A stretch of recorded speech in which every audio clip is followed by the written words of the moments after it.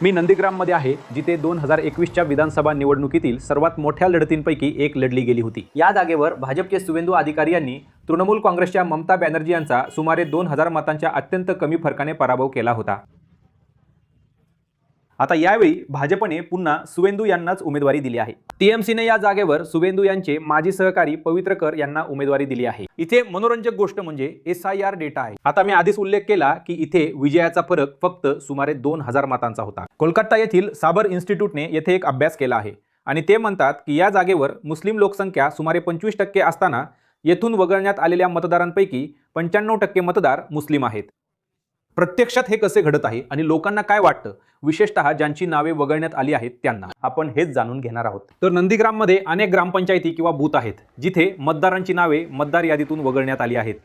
आता मी दौतपूर नावाच्या ठिकाणी आहे आणि येथील मोठ्या ग्रामपंचायतीमध्ये सुमारे 17000 मतदार आहेत। त्यापैकी सुमारे 700 ते 800 जणांची नावे आता वगळण्यात आली आहेत। आता आपल्यापैकी काही जण या आकड्यांकडे पाहून कदाचित म्हणतील की हे आकडे कमी आहेत, पण लक्षात ठेवा, जसं मी आधी सांगत होते की नंदीग्राम ही अशी जागा होती जिथे गेल्या वेळी विजयाचा फरक फक्त सुमारे 2000 मतांचा होता आणि त्यामुळे तुम्हाला हे चित्र स्पष्ट होईल की ही नावे वगळणे इतके महत्त्वाचे का आहे। आम्ही बांगलादेशी कसे असू शकतो? हे माझ्या वडिलांचं मतदार ओळखपत्र आहे। हे माझ्या वडिलांचे हे एक मतदार ओळखपत्र आहे। भाजप ज्या करू शकतं ते करतं। माझ्या मुलांना सांगतायत की मतं कापली जात आहेत, सुनांची मतं कापून टाकत आहेत, मुलींची मतं कापून टाकत आहेत, स्वतः माझ्या नवऱ्याचं मत कापून टाकत आहेत। मग काय अवस्था आहे? तर मग भाजपला हे नकोय का? मी 60 वर्षाची झाली, 20 वर्षापासून मतदान करत आले, काही अडचण नव्हती। 25ला मतदान केलं आणि 26ला म्हणतात की तुमचं मत नाही, तुम्ही बांगलादेशी आहात। हे कसं होऊ शकतं? आधी आम्हाला सुनावणीची नोटीस येते, सुनावणीची नोटीस आल्यानंतर आम्ही कागदपत्र दाखवल्यानंतर आता म्हणताय तुमची कागदपत्र पुन्हा भरा आणि ID द्या। दोनदा दिले, दोनदा देऊनही यावेळी एक शिक्का मारून यादी आली। जेव्हा यादी तपासली तेव्हा पाहिलं की माझं मत रद्द झालंय। मी म्हणते की आम्ही खरे मतदार आहोत, आम्ही मतदान करतो, आमचं मत रद्द कसं झालं? म्हणूनच हे पाहून पुन्हा ऑनलाईन अर्ज केला। ऑनलाईन अर्ज करून आम्ही पुन्हा विभागात जाऊन सर्व प्रकारची कागदपत्र दाखवूनही अजूनपर्यंत इकडून काही उत्तर आलेलं नाही। म्हणूनच आता तुम्ही आलायत म्हणून सांगते की आम्ही खरे मतदार आहोत, आम्ही मतदान करणार। नागरिक विभागाकडून आम्हाला आमचं मत मिळेल। वाईट वाटतंय ना की माझं मत रद्द झालं? हे काय एकट्या माझं दुःख नाहीये। आम्ही दीदींना एक मत, एवढ्या मोठ्या मुख्यमंत्र्यांचं मत जर देऊ शकलो नाही तर आम्हाला खूप वाईट वाटतं। म्हणूनच खूप वाईट वाटतंय, म्हणजे प्रचंड वाईट वाटतंय की यावेळी तरी मत देता यावं। म्हणूनच एक विनंती करताय सर की आमचं नाव दुरुस्त होऊन यावं। जमा करायला सांगितलं म्हणून सर्व कागदपत्र देऊन जमा केली, पुन्हा म्हणतायत की चूक झाली, परत पुन्हा जमा केला, परत म्हणतायत की नाव डिलीट झालंय। काय चूक झाली हे तुम्हाला कळालं का? नाही, माहित नाही। तुम्ही माहिती काढण्याचा प्रयत्न केला का? मी विचारते आहे तर ते म्हणत आहेत की ठीक होऊन जाईल। त्यानंतर परत म्हणतायत की विभागात जाऊन द्यावं लागेल, म्हणत आहेत की BDO ऑफिसमध्ये द्यावं लागेल। सगळ्या ठिकाणी कागदपत्र देत आहे, धावपळ करत आहे, म्हणतायत की यावेळी ठीक होऊन जाईल। मी तुम्हाला एक गोष्ट विचारू इच्छिते। इथे जे भाजपचे उमेदवार आहेत सुवेंदू अधिकारी, ते म्हणतात की ज्याचंही नाव कापलं गेलं आहे तो बांगलादेशी किंवा घुसखोर आहे। तुम्ही काय म्हणाल? माझे डॉक्युमेंट्स तपासून घ्या। माझे डॉक्युमेंट्स जर मी बांगलादेशी असेल तर मी बांगलादेशला जाईन आणि जर माझे डॉक्युमेंट्स बघून ते बरोबर केलं गेलं तर मी इथेच राहीन। माझे कागदपत्र तर माझे पुरावे आहेत, साक्षी आहेत। मी काय बोलू, माझे आई वडील सगळं काही इथलेच आहे। मग मी बांगलादेशात कुठून गेले? मग माझे आई वडील पण बांगलादेशचे असतील, भाऊ बहीण सगळे काही असतील, सगळ्यांची नावं तर बरोबर आहे। माझं एकटीचं का चुकीचं असेल? तीच तर समस्या आहे आणि काही नाही सर। काय करू?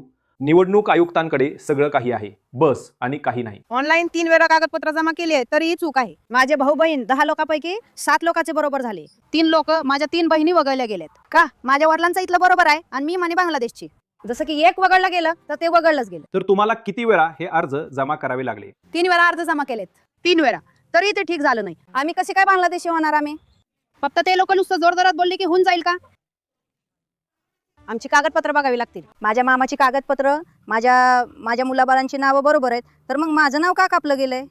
हे जे SIR होत आहे ही तर टोटल एक अनधिकृत बाब होत आहे, नाही का? मी भारताची नागरिक आहे, मी बाय चॉईस नाही किंवा बाय चान्स नाही, बाय चॉईस। आमचे पूर्वज इथेच जन्माला आले, इथेच मरण पावले, माझाही सेम, माझाही जन्म इथेच झाला। तर मग माझं भारताचं नागरिकत्व असायला नको का? ही हक्काची गोष्ट आहे। पण हा निवडणूक आयोग कोणत्या तर्काने आम्हाला नागरिकत्वापासून बेदखल करू इच्छित आहे? हीच आमची भारताच्या पंतप्रधानांपासून सुरू करून सर्व लोकांकडे आमची विनंती आहे। याच्या आत आपण घुसायला नको। तर मी या परिसरातील दुसऱ्या गावात आहे, याला हबीबाद म्हणतात, जर मी नावाचा उच्चार बरोबर करत असेल तर। माझ्यासोबत इथे या महिला आहेत ज्या म्हणतात की त्यांच्या घरातील अनेक मतं कापली गेली आहेत। आजी, तुमचं नाव काय आहे? माझं नाव आहे सार खातून। हे सांगा की तुमच्या घरात किती लोकांचं मत कापलं गेलं आहे? आमच्या घरात मतं तर खूप होती, आता तर 8 जणांचं कापलं गेलंय. 8 जणांचं कापलं गेलं आहे. हो, तर दोघांचं आलं, तर 6 जणांचं नाही आलं. 6 मुलं 1 सून, त्यांचं नाही आलं. नाही आलंय. नाही आला. तुम्हाला काही कारण कळलं का की का नाही आला आहे? काय झालंय? माहित नाही. म्हणतायत, कोण काय म्हणताय, नाही म्हणताय, हे तर आम्हाला लोकांना माहित नाही. मी तर अडाणी आहे, अंके बहादर आहे.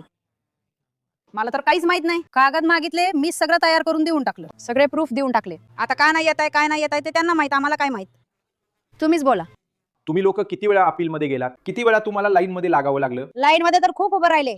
जे SIR होती त्यांच्यासाठी पण लाईन लावली. जे हे झालं, हेरिंग झालं, त्याची पण रांग लावली. तर अजून काय करायला पाहिजे सांगा? आता काय करू? तुमच्या हिशोबाने आता काय करावं? आमचं जे 71 सालचं मत आहे त्याचा पुरावा पण दिला. पण त्यांना अजून काय हवंय? हेच तर आमच्या समजण्या पलीकडचं आहे. मी काय म्हणू, 71 सालचं आहे, 2000 सालचं आहे, तर अजून काय पाहिजे? जनगणनेचा कागद आहे आणि जे जे पुरावे होते, राशन कार्ड, वोटर कार्ड, आधार कार्ड, पॅन कार्ड, सगळे पुरावे दिले. आता बाकी काय राहिलं? जी दिल्लीत इतकी वर्ष राहिली, 50 वर्ष राहिली का, तिथं तर कोणी नाही म्हणत बांगलादेशी. आणि इथं येऊन जे बांगलादेशी म्हणतात ते स्वतःच तर बांगलादेशी आहेत. राग तर येणारच, कारण आम्ही खूप दिवसापासून मतदान करत आलो आणि आता अचानकच तुमचं नाव डिलीट झालंय. आम्हाला राग येणार नाही का? आम्ही तर या देशात जन्मलो, आमचं सगळं काही याच देशात आहे. जर अचानक कोणी म्हणालं की तुम्ही बांगलादेशी आहात, तर आम्ही ते कधी मान्य करू का? कधीच मान्य करणार नाही. आमच्या सासूचं बरोबर आहे आणि दीर जाट सगळ्यांचं बरोबर आहे. माझ्या नवऱ्याचं डिलीट झालेलं. माझा नवरा काय बांगलादेशी आहे का? कारण तुम्ही कुठेही जा, मुसलमान जो मुसलमान आहे तो तसाच राहणार.